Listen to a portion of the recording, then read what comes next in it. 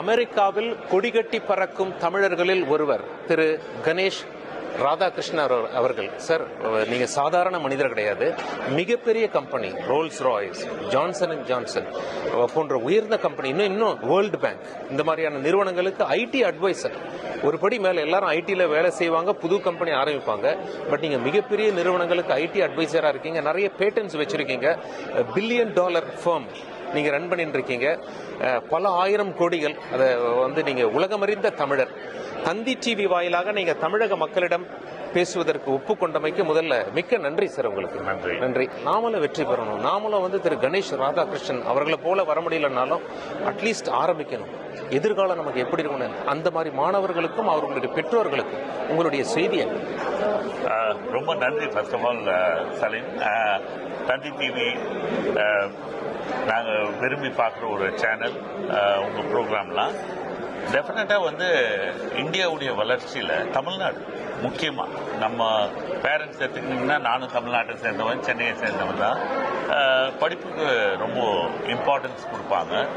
அந்த இம்பார்ட்டன்ஸால் இன்றைக்கி பார்த்தீங்கன்னா உலகில் இப்போ எல்லாரும் ஏஐ பற்றி பேசுகிறாங்க. அந்த ஏஐன்ற தொழில்நுட்பத்தில் இந்தியான்னு எடுத்துக்கிட்டிங்கன்னா உலகத்தில் 16% ரீசோர்ஸஸ் இந்தியாவில் தான் இருக்கு. உலகத்துக்கே 16%. ஃபர்ஸ்ட் சைனாவாக இருந்தாலும். ஸோ இது ஒரு பெரிய வரப்பிரசாதம், பிகஸ்ட் டிரான்ஸ்ஃபர்மேஷன். அது உலகத்தையே திருப்பி புரட்டி போட்ட ஒரு விஷயம். இதனால் மிக சிறந்த ஆப்பர்ச்சுனிட்டிஸை இந்த யங் ஜென்ரேஷனுக்கு இருக்கு. இன்ஃபேக்ட் எங்களுக்கு பொறாமையா இருக்கு. ஏன்னா அவங்களுக்கு வரப்போற காலத்துல இந்த ஏஐ உடைய பரிமாணங்கள் வளர்ச்சி அடைஞ்சு வந்திருக்கிற இந்த காலகட்டத்தில், ஏன்னா ஏஐ இப்போ ஜெனரேட்டிவ் ஏஐன்னு சொல்லணும். அடுத்த இது டிரான்ஸ்ஃபார்ம் ஆகிட்டு இருக்கு, அது பேர் ஏஜிஐன்னு சொல்லுவோம்.